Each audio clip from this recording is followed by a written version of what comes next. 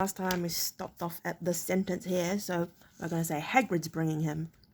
You'd think it wise to trust Hagrid with something as important as this. I would trust Hagrid with my life, said Dumbledore.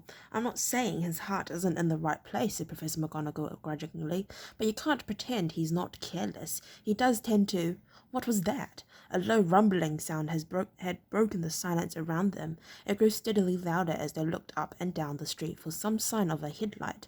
It swelled to a roar as they both looked up at the sky, and a huge motorbike fell out of the air and landed on the road in front of them. If the motorbike was huge, it was nothing to the man sitting astride it.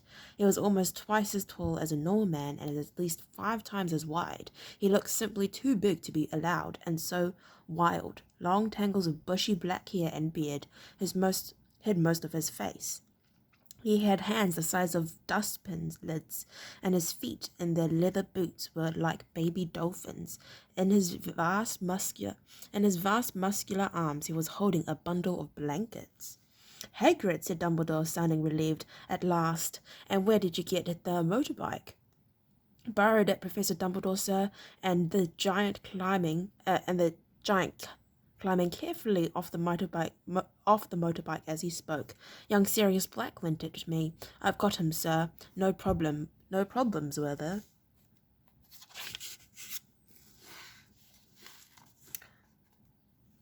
No, sir. House was almost destroyed, but I got him out all right before the muggles started swarming around. He fell asleep as we were flying over Bristol.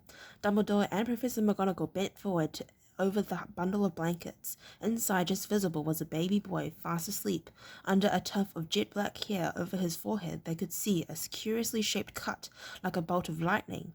Is that where? Whispered Professor McGonagall. Yes, said Dumbledore. He'll have that scar forever.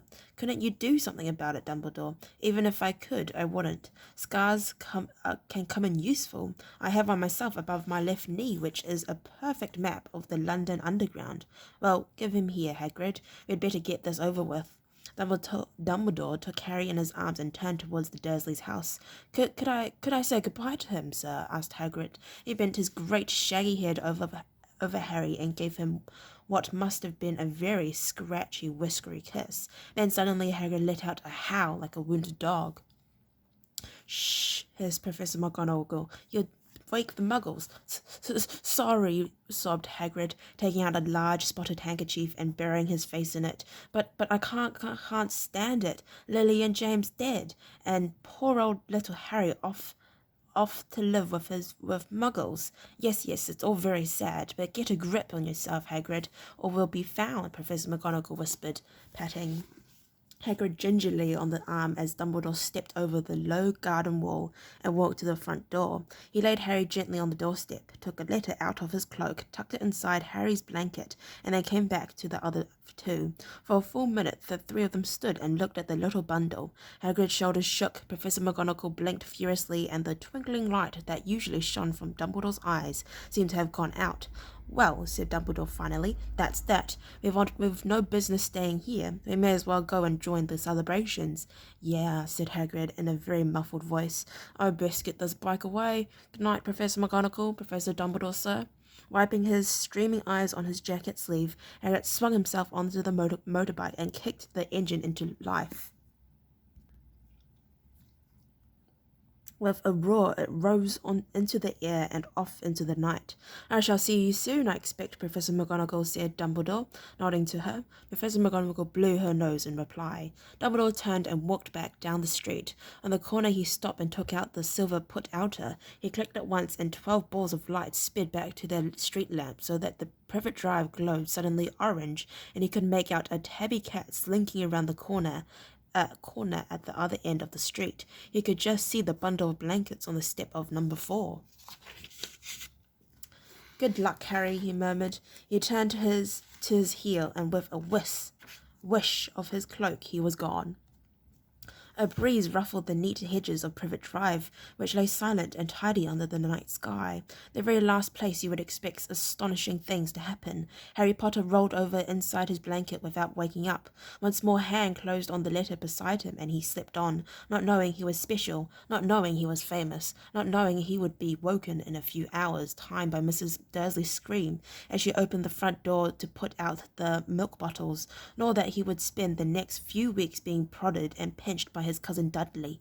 He couldn't know that at this very moment, people meeting in secret all over the country were holding up their glasses and saying in hushed voices, "To Harry Potter, the boy who lived."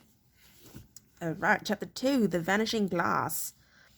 Nearly 10 years had passed since the Dursley had woken up to find their nephew on their front step, but Privet Drive had hardly changed at all. The sun rose on the same tidy front gardens and lit up the brass number 4 on the Dursley's front door.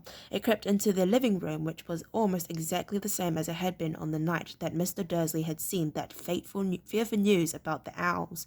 Only the photographs on the mantelpiece really showed how much time had passed. 10 years ago there had been lots of pictures of what looked like a large pink beach ball wearing different coloured bobble hats, but Dudley Dursley was no longer a baby, and now the photograph showed a large blond boy riding his first bicycle on a roundabout at the fair, playing a computer game with his father, being hugged and kissed by his mother. The room held no sign at all that another boy lived in the house too. Yet Harry Potter was still there, asleep at the moment, but not for long. His Aunt Petunia was awake, and it was her shrill voice which made the first noise of the day. "Up! Get up, now!" Harry woke with a start. His aunt rapped on the door again. "Up!" she screeched. Harry heard her walking towards the kitchen, and then the sound of the frying pan being put on the cooker. He rolled onto his back and tried to remember the dream he had been having. It had been a good dream. There had been a flying motorbike in it. He had a funny feeling he had seen the same dream before. His aunt was back outside the door. "Are you up yet?" she demanded. "Nearly," said Harry. "Well, get a move on. I want you to look after the bacon, and don't you dare let it burn. I want everything perfect on Dudley's birthday." Harry groaned. "What did you say?" His aunt snapped through the door. Nothing. Dudley's birthday. How could he have forgotten? Harry got slowly out of bed and started looking for socks. He found a pair under his bed and, after pulling a spider off one of them, put them on. Harry was used to spiders because the cupboard under the stairs was full of them, and that was where he slept. When he was dressed, he went down the hall into the kitchen. The table was almost hidden beneath all Dudley's birthday presents. It looked as though Dudley had got the new computer he wanted, not to mention the second television and the racing bike. Exactly why Dudley wanted a racing bike was a mystery to Harry, as Dudley was very fat and hated exercise, unless of course it involved punching somebody. Dudley's favourite punch bag was Harry, but he couldn't often catch him. Harry didn't look it, but he was very fast. Perhaps it had something to do with living in a dark cupboard, but Harry had always been small and skinny for his age. He looked even smaller and skinnier than he really was, because all he had to wear were old clothes of Dudley's, and Dudley was about 4 times bigger than he was. Harry had a thin face, knobbly knees, black hair, and bright green eyes. He wore round glasses held together with a lot of sellotape, because of all the times Dudley had punched him in the nose. The only thing Harry liked about his own appearance was a very thin scar on his forehead, which was shaped like a bolt of lightning. He had it as long as he could remember, and the first question he could ever remember asking his Aunt Petunia was how he had got it.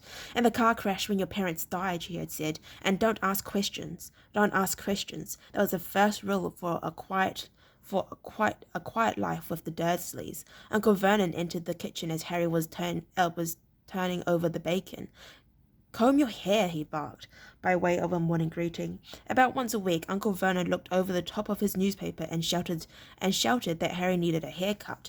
Harry must have had more haircuts than the rest of the boys in his class and together, but it made no difference. His hair simply grew that way, all over the place. Harry was frying eggs by the time Dudley arrived in the kitchen with his mother. Dudley looked a lot like Uncle Vernon. He had a large pink face, not much neck, small watery blue eyes, and thick blonde hair that lay smoothly on his thick, fat head. Aunt Petunia often said that Dudley looked like a baby angel. Harry often said that Dudley looked like a pig in a wig. Harry put the plates of egg and bacon on the table, which was difficult as there wasn't much room. Dudley, meanwhile, was counting his presents. His face fell. 36, he said, looking up at his mother and father. That's 2 less than last year. Darling, you haven't counted Auntie Marge's present, see? It's there under this big one from Mummy and Daddy. All right, 37 then, said Dudley, going red in the face. Harry, who could see a huge Dudley tantrum coming on, began wolfing down his bacon as fast as possible, in case Dudley turned a table over. Aunt Petunia obviously sensed danger too, because she said quickly, "And we'll buy you another 2 presents while we're out today. How's that, Pumpkin?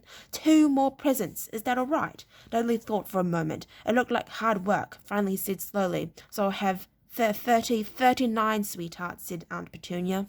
All right, I'd like to thank you very much for listening to read up to page 22. If you'd like to listen to me read page 23, then please stay posted and hope that I'll see you next time. Bye-bye.